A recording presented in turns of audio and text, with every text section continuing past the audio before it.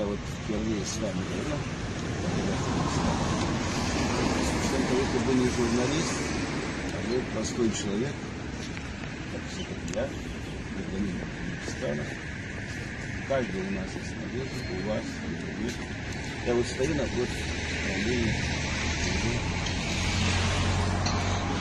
Узбекистана. Еще потому что я тут, вы передавали несколько бумаг министра, это адвокатский запрос. В том числе хочу передать последний номер газеты «Голос Узбекистанцев». Я до этого был в России. Перед тем, что меня отправили, точнее, этапировали в Узбекистан, без основания. Я прилетел в аэропорт Уля, это был ночь на 13-е.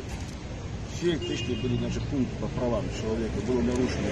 Я надеюсь, что сегодня, то, что я здесь передам 3 бумаги на имя министра, и, соответственно, отдам самое главное бумагу о том, что когда и каким образом я получил паспорт Таджикистана, я никогда в глаза его не видел.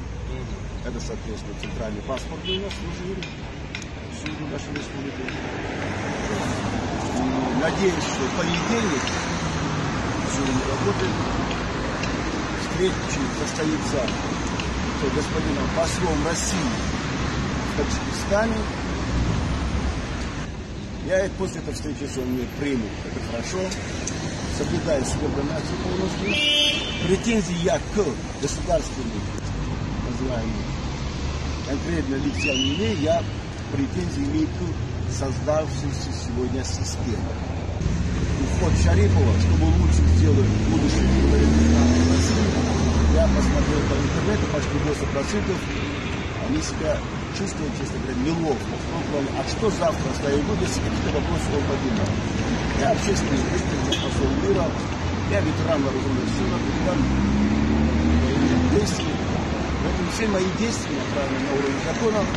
Я попросил, чтобы и Таджикистан, и Россия, и другие страны соблюдали и нарушали те же законы, которые приняты на уровне более 100 государств мира. Если мы хотим создали суверенное государство, я думаю, Таджикистан меня не бросил, я не арестован, я нахожусь здесь, я готов доказывать. Я думаю, и министр Рамазан Рахимов, и министр безопасности, они в курсе ситуации. Ну, по ходу, я думаю, что наша организация Общероссийское общественное движение, не только в России, имеет статус международного. Я могу находиться в Таджикистане, отсюда руководить данной организацией, могу поехать в Казахстан, либо на постпространстве. Будем защищать, независимо где находимся, права наших соотечественников, трудовых мигрантов, переводим в Россию.